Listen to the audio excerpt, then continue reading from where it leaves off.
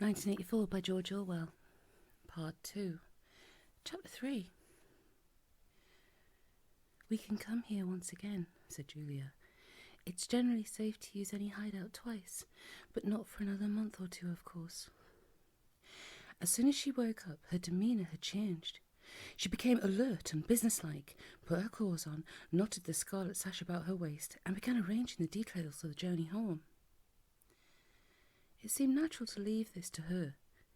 She obviously had a practical cunning which Winston lacked, and she seemed also to have an exhaustive knowledge of the countryside round London, stored away from innumerable community hikes. The route she gave him was quite different from the one by which he had come, and brought him out at a different railway station. "Never go home the same way you went out," she said, as though enunciating an important general principle.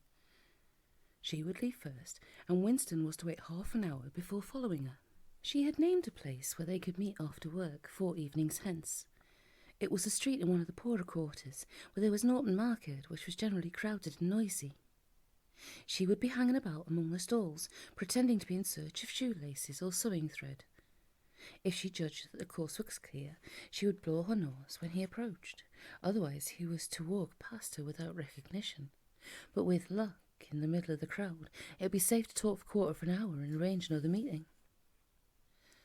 "And now I must go," she said, as soon as he had mastered his instructions. "I'm due back at 19:30.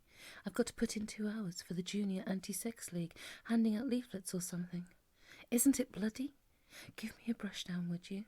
Have I got any twigs in my hair? Are you sure? Then goodbye. Goodbye, my love."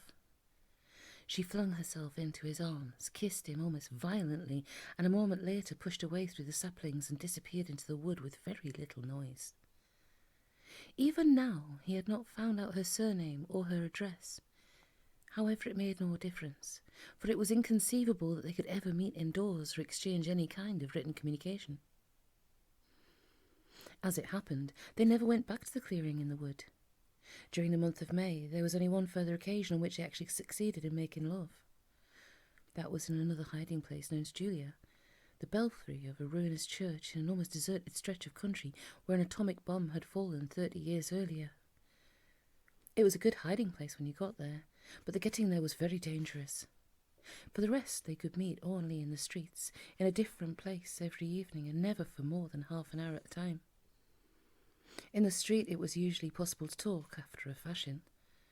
As they drifted down the crowded pavements, not quite abreast and never looking at one another, they carried on a curious, intermittent conversation which flicked on and off like the beams of a lighthouse, suddenly nipped into silence by the approach of a party uniform or the proximity of a telescreen, and then taken up again minutes later in the middle of a sentence, then abruptly cut short as they parted at the agreed spot, then continued almost without introduction on the following day. Julia appeared to be quite used to this kind of conversation, which she called talking by instalments. She was also surprisingly adept at speaking without moving her lips. Just once in almost a month of nightly meetings they managed to exchange a kiss. They were passing in silence down a side street. Julia would never speak when they were away from the main streets. When there was a deafening roar, the earth heaved and the air darkened, and Winston found himself lying on his side, bruised and terrified. A rocket bomb must have dropped quite near at hand. Suddenly he became aware of Julia's face a few centimetres from his own, deathly white as chalk. Even her lips were white. She was dead. He clasped her against him and found that he was kissing a live, warm face, but there was some powdery stuff that got in the way of his lips. Both of their faces were thickly coated with plaster.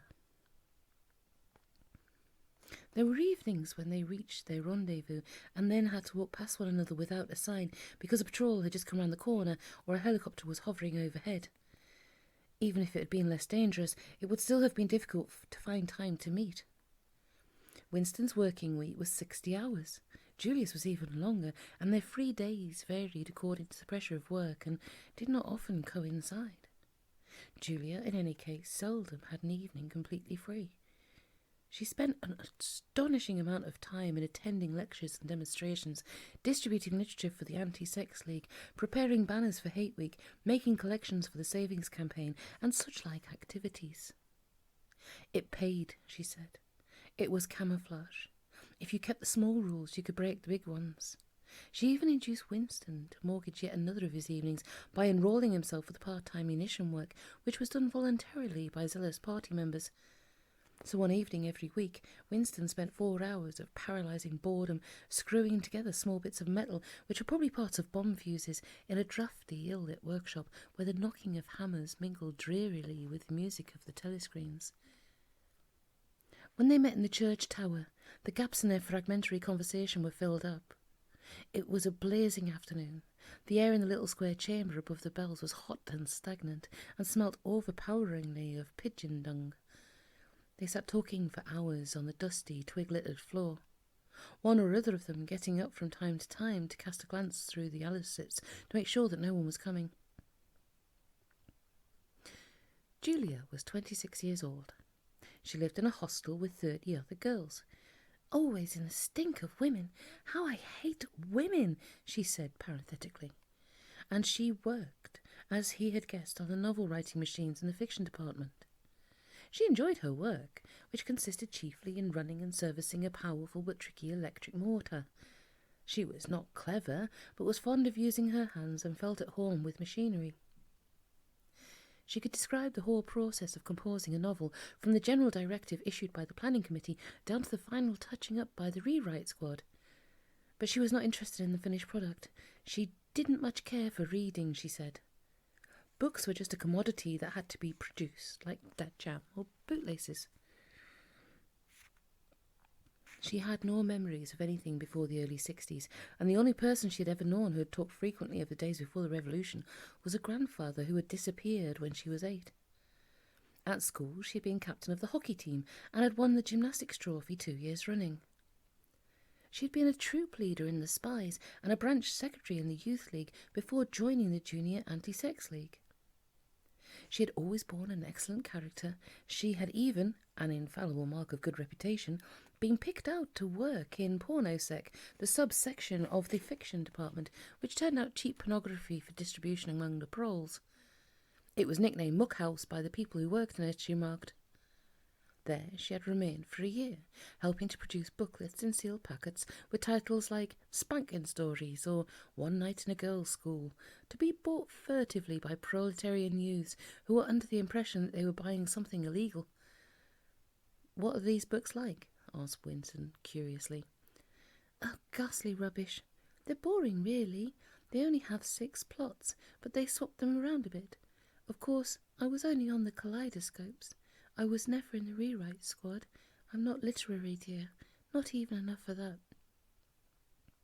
He learned with astonishment that all workers in pornosec, except the heads of the departments, were girls. The theory was that men whose sex instincts were less controllable than those of women were in greater danger of being corrupted by the filth they handled. "They don't even like having married women there," she added. "Girls are always supposed to be so pure. Here's one who isn't, anyway." She had had her first love affair when she was 16, with a party member of 60 who later committed suicide to avoid arrest. "And a good job too," said Julia. "Otherwise they'd have had my name out of him when he confessed." Since then there had been various others. Life as she saw it was quite simple. You wanted a good time. They, meaning the party, wanted to stop you having it. You broke the rules as best you could. She seemed to think it was just natural that they would want to rob you of your pleasures, as that you should want to avoid being caught. She hated the party, and said so in the crudest words, but she made no general criticism of it, except where it touched on her own life. She had no interest in party doctrine. He noticed that she never used newspeak words, except the ones that had passed into everyday use. She had never heard of the Brotherhood, and refused to believe in its existence. Any kind of organised revolt against the party, which was bound to be a failure, struck her as stupid. The clever thing was to break the rules and stay alive all the same. He wondered vaguely how many others like her there might be in the younger generation. People who had grown up in the world of the Revolution, knowing nothing else except the party as something unalterable, like the sky, not rebelling against its authority, but simply evading it like a rabbit dodges a dog. They did not discuss the possibility of getting married. It was too remote to be worth thinking about. No imaginal committee would ever sanction such a marriage, even if Catherine, Winston's wife, would somehow have been got rid of. It was hopeless, even as a daydream.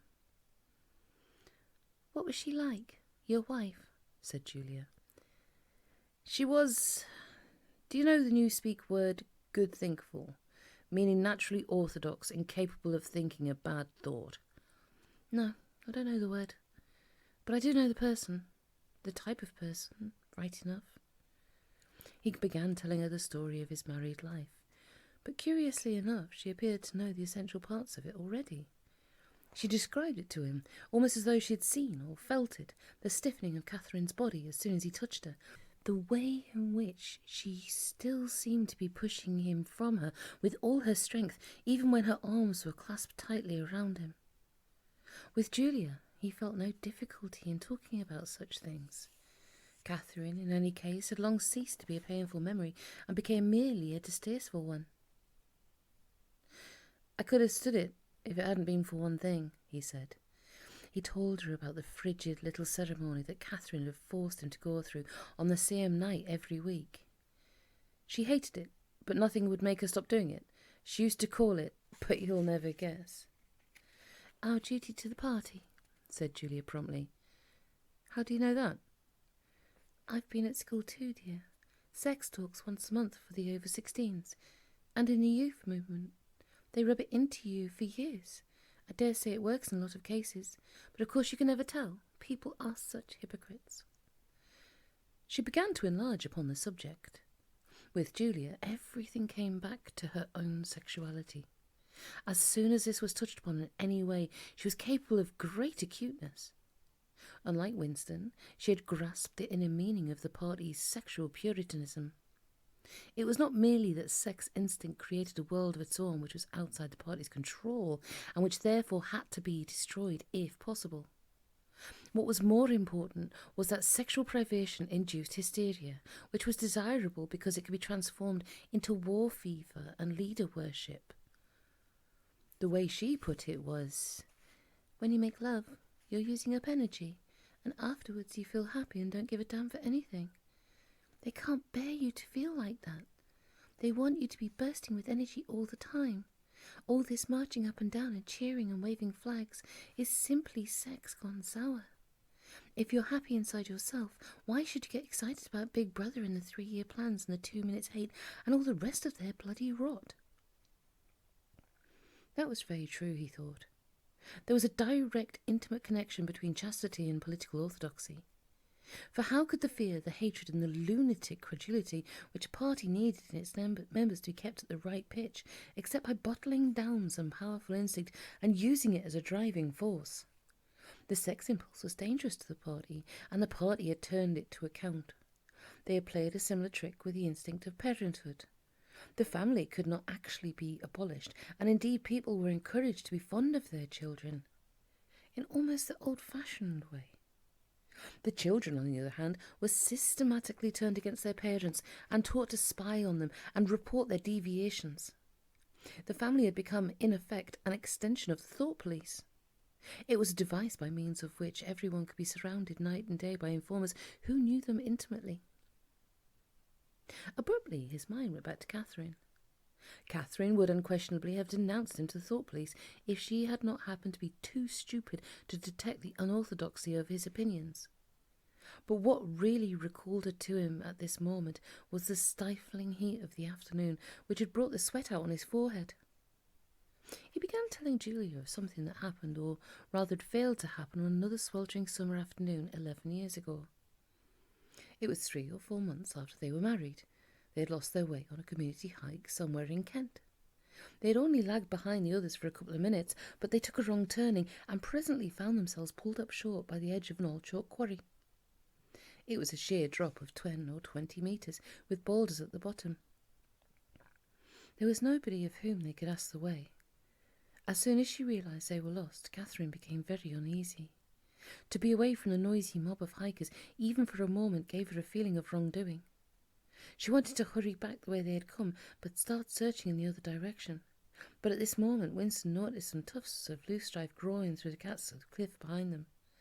One tuft was of 2 colours, magenta and brick red, apparently growing on the same root.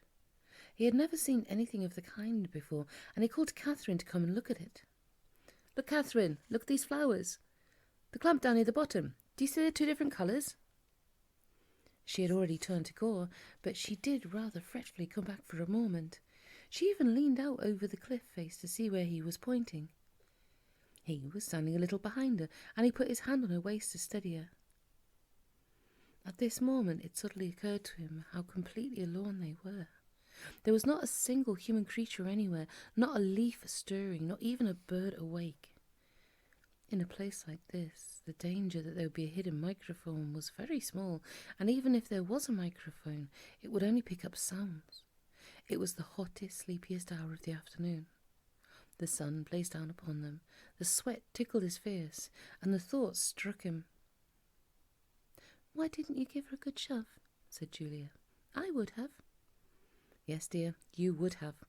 I would, if I'd been the same person then as I am now. Or perhaps I would. I'm not certain." "Are you sorry you didn't?" "Yes. On the whole, I'm sorry I didn't." They were sitting side by side on the dusty floor. He pulled her closer against him. Her head rested on his shoulder, the pleasant smell of her hair conquering the pigeon dung. She was very young, he thought. She still expected something from life. She did not understand that to push an inconvenient person over a cliff solves nothing. "Actually, it would have made no difference," he said. "Then why are you sorry you didn't do it?" "Only because I prefer a positive to a negative. In this game that we're playing, we can't win. Some kinds of failure are better than other kinds, that's all." He felt her shoulders give a wriggle of dissent. She always contradicted him when he said anything of this kind. She would not accept it as law of nature that the individual is always defeated. In a way, she realised that she herself was doomed, that sooner or later the thought police would catch her and kill her, but with another part of her mind she believed that it was somehow possible to construct a secret world in which you could live as you choose. All you needed was luck and cunning and boldness. She did not understand that there was no such thing as happiness, that the only victory lay in the far future, long after you were dead, that from the moment of declaring war on a party it was better to think of yourself as a corpse. "We are the dead," he said. "We're not dead yet," said Julia prosaically. "Not physically. 6 months, a year, 5 years, conceivably. I'm afraid of death. You are young, so presumably you're more afraid of it than I am. Obviously, we shall put it off as long as we can, but it makes very little difference. So long as human being stays human, death and life are the same thing." "Oh, rubbish! Which would you sooner sleep with, me or a skeleton? Don't you enjoy being alive? Don't you like feeling, this is me, this is my hand, this is my leg, I am real, I am solid, I am alive. Don't you like this?" She twisted herself round and pressed her bosom against him. He could feel her breasts, ripe yet firm, through her overalls. Her body seemed to be pouring some of its youth and vigour into his. "Yes, I like that," he said. "Then stop talking about dying. And now listen, dear. We've got to fix up about the next time we meet. We may as well go back to the place in the wood. We've given it a good long rest. But you must get there by a different way this time. I've got it all planned out. You take the train, but look, I'll draw it out for you." And in her practical way, she scraped together a small square of dust, and with a twig from a pigeon's nest, began to draw a map on the floor.